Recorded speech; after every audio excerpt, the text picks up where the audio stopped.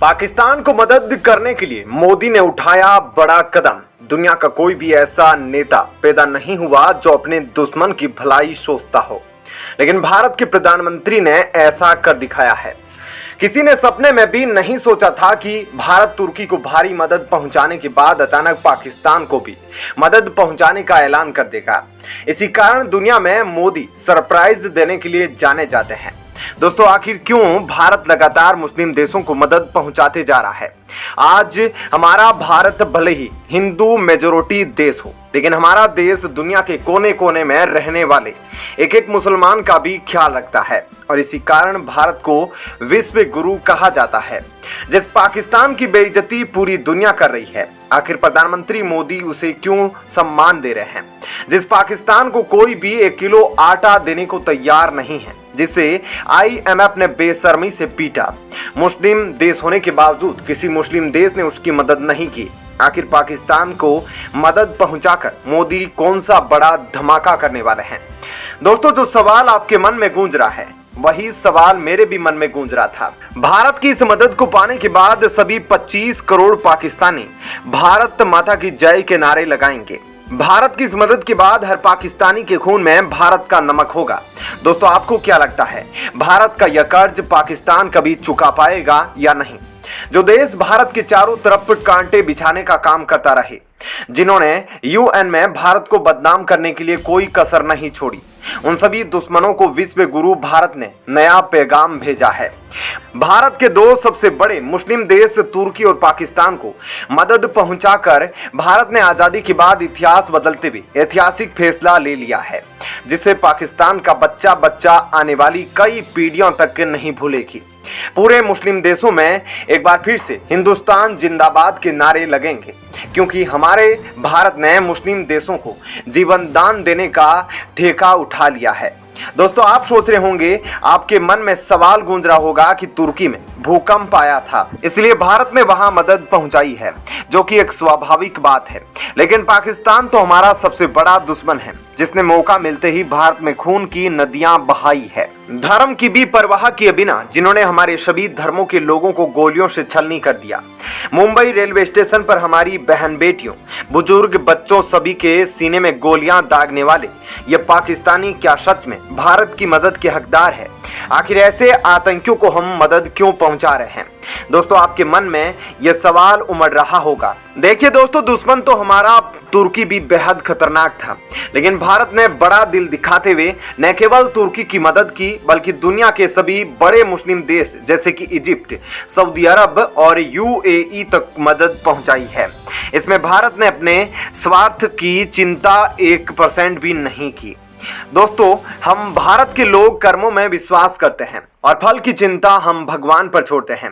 मेरे प्यारे साथियों, आप सबको जानकर हैरानी होगी कि भारत ने एक बार फिर पूरी दुनिया के लिए सहानुभूति दिखाते हुए जो देश कर्ज में डूबा हुआ है, उसके लिए बड़ा कदम उठाया है, जिनका कोई सहारा नहीं। यह महान देश भारत जिन्हें अकेला नहीं छोड़ता, और इसी सोच ने हमारी संस्कृति को हजारों सालों तक जिंदा रखा है। जिस देश को कोरोना और यूक्रेन युद्ध ने बुरी तरह से बर्बाद कर दिया था, कंगाली की बुरे हालात में कोई भी देश उनका फोन तक उठाने को तैयार नहीं था।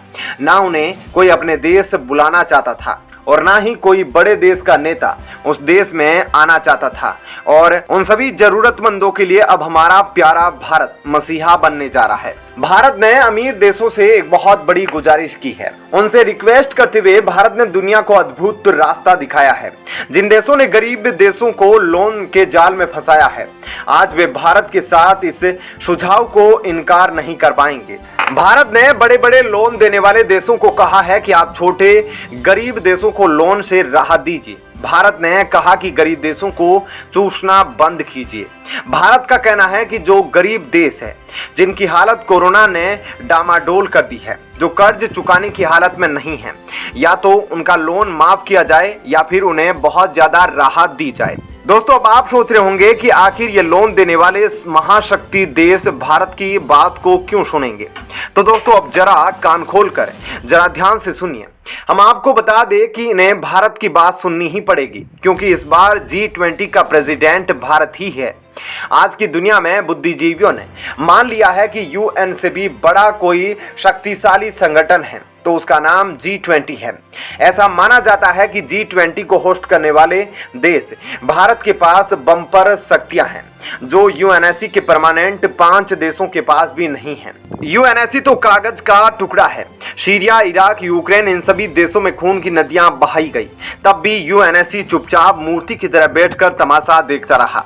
लेकिन G20 ऐसा नहीं है, क्योंकि यहाँ जो कहा जाता है उस पर एक्शन ताबड़तोड़ होता है। और इस बार G20 का शेर हमारा भारत है और इसी कारण सभी बड़े देशों की नज़र सिर्फ और सिर्फ भारत पर ही टिकी है। छोटे और गरीब देशों को भारत से बहुत बड़ी उम्मीद है। पीएम मोदी किसी भी हालत में गरीबों को निराश नहीं करना चाहते। इसी कारण हमारा भारत गरीब और पिछड़े देशों को राहत दिलाने के प्रस्ताव पर काम कर रहा है। G20 की अध्यक्षता करते हुए इस साल भारत की आवाज बेहद बुलंद रहने वाली है। उम्मीद है इस बार व्लादिमीर पुतिन भी भारत की धरती पर G20 में शामिल होने आएंगे। दुनिया के सभी दिग्गज नेता एक साथ भारत की धरती पर कदम रखेंगे तो भारत का कद अपने आप दुनिया में 100 गुना बढ़ जाएगा। और इस बार जो बात भारत बोलेगा उसे पूरी दुनिया कान लगाकर सुनेगी भी और उसे लागू भी करेगी। माना जा रहा है कि भारत गरीब देशों के लोन के मुद्दे पर चीन से भी बात करेगा, जो पूरी दुनिया में गरीब देशों को लोन बांटकर उन्हें अपने जाल में फंसाया करता है और उनकी जमीन हड़पा करता है। आप सभी जानते हैं कि दुनिया में सबसे ज्यादा लोन बांटने वाला देश चीन और अमेरिका ही है। भारत इन दोनों देशों समेत दुनिया के सभी बड़े देशों में से एक प्रस्ताव पर साइन कराएगा ताकि छोटे गरीब देशों को पहले से दिए गए लोन में हेयर कट किया जाए। हेयर कट वह प्रक्रिया होती है जिसमें लोन लेने वाले गरीब पक्ष को लोन से बड़ी राहत दी जाती है। जानकारों का मानना है कि इस मुद्दे पर भारत ने अमेरिका से बातचीत भी करना शुरू कर दी है।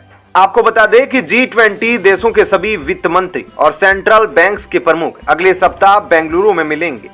G20 की अध्यक्षता करते हुए भारत के लिए यह मीटिंग सबसे बड़ी और सबसे पहली इवेंट होने जा रही है और इस दौरान IMF भी इंडिया, चाइना, अमेरिका, सऊदी अरब और अन्य G7 के देशों के साथ चर्चा करेगी।